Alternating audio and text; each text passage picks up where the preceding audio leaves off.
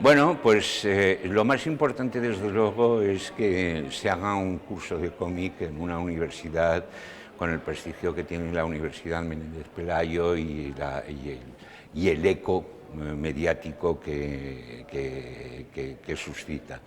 Y yo creo que como característica fundamental del curso son 3 días, está el hecho de que vamos a hacer una revisión de los aspectos más importantes del cómic, que es ahora un medio muy conocido, muy divulgado, pero que mucha gente no sabe muy bien qué es, cuáles son todos los resortes que hay detrás, ¿no? Como no hay una serie de personas que están trabajando, haciendo guiones, haciendo el dibujo,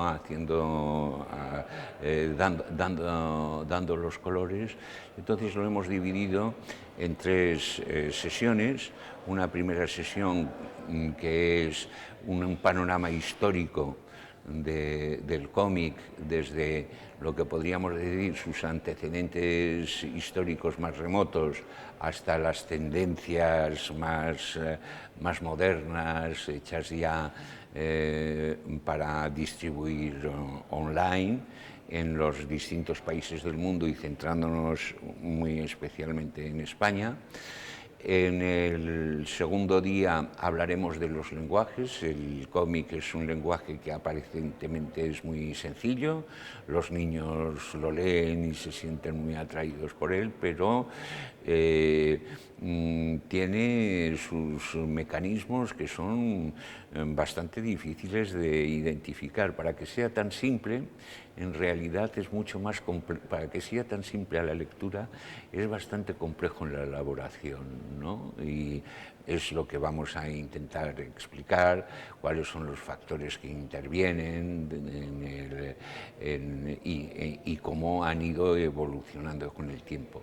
Y el último día será un día mucho más práctico, en donde toda una serie de autores nos irán explicando pues cómo se compone una página, cómo se montan las viñetas, cómo se organizan unas viñetas para que tengan un buen sentido de lectura.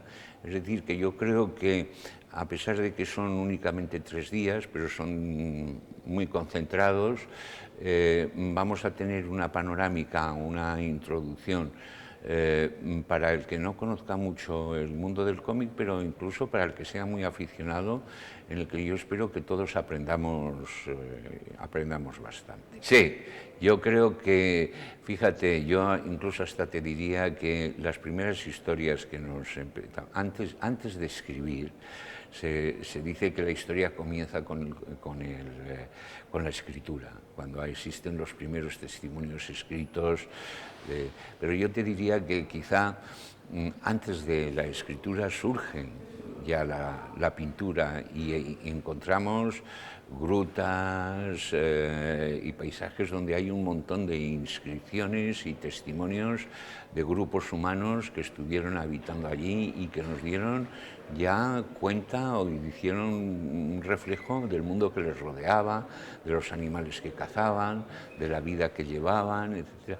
Los primeros cuentos que nos contamos, seguramente a la luz de una hoguera en una gruta, tenían ya ilustraciones y yo creo que tenían la magia de allí, en lo más recóndito de la gruta, donde estaban agolpados porque era la zona donde, digamos, más caliente, más protegida de la gruta. Allí, a la luz de la hoguera o a la luz de las antorchas, podían ver, digamos, casi en movimiento las figuras de esos animales a los que deseaban cazar, a los que admiraban por su fuerza, por su velocidad, por su fiereza, etcétera, por sus capacidades, y de los que dependían muy directamente.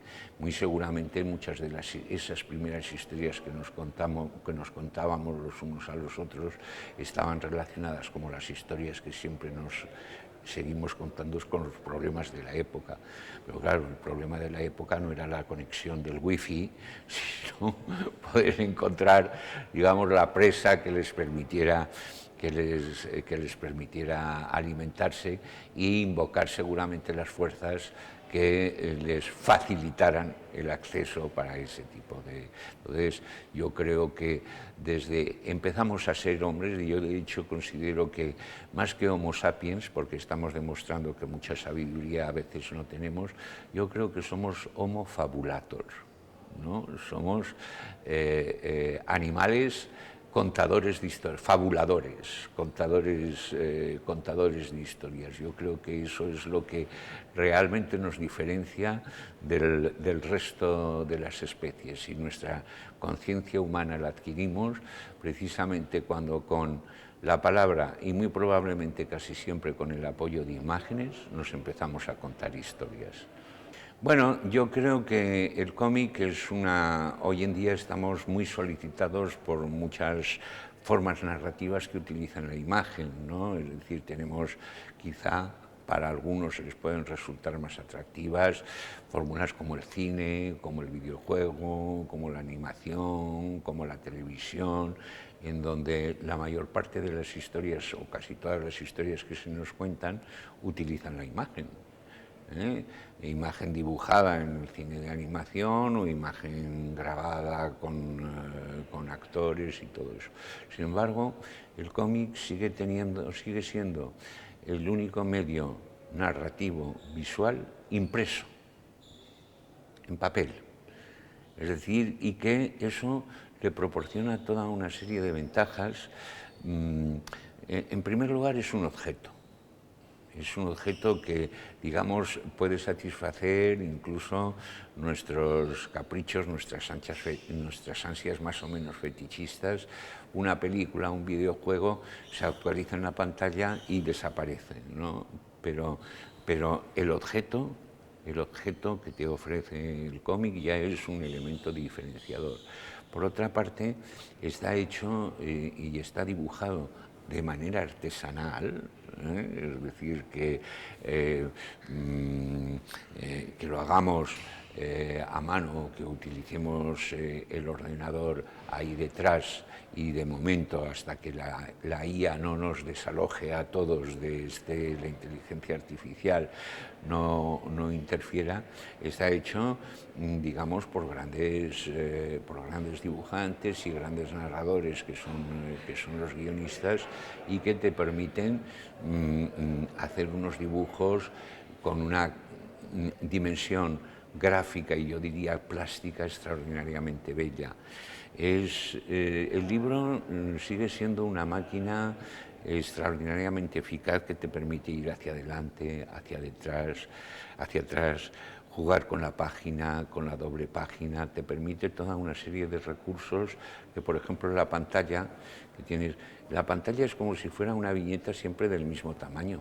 En el cómic nos podemos permitir viñetas de muchísimo tamaño. Puede ser una doble página la viñeta o puede ser pequeñísima la viñeta. Podemos jugar con planificaciones, con encuadres muy diferentes a los que utilizan otras formas narrativas basadas en el cine.